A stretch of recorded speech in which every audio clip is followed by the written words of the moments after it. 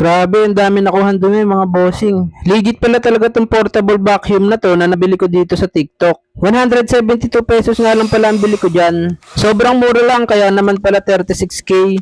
Sold na ito dito sa TikTok. Napakadali lang din i-install niyan at napakadali lang din gamitin. Nilalagay mo lang yung nozzle then easy to use na agad. Kitang-kita niyo naman ang lakas niya humigop kaya naman talaga makakahigop talaga to ng mga dumi-dumi sa mga appliances natin. Dito ko na nga lang yan tinride sa may likod ng TV namin kasi tingnan niyo naman sobrang alikabok na oh. Sa tingin ko maganda to pang linis ng mga computer. Sa mga desktop nga na sobrang alikabok na. Yung mga electronic materials natin na bawal basain, ito yung tamang-tamang panglinis na pwede nyong gamitin. Nakakalinis talaga siya mga bossing. Halimbawa, yung likod ng makina na electric pan niya sobrang dumi. Di ba bawal basahin yan mga bossing?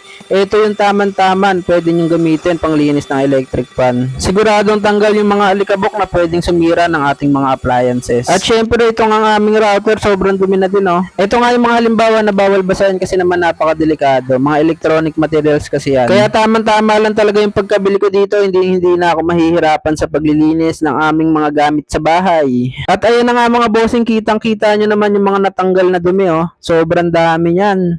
Washable na rin pala yung filter niyan kaya naman pwede mo na ulit gamitin. Rechargeable na rin pala yan mga bossing kaya naman easy use talaga. Kaya i-check out nyo na yan sa Yellow Basket.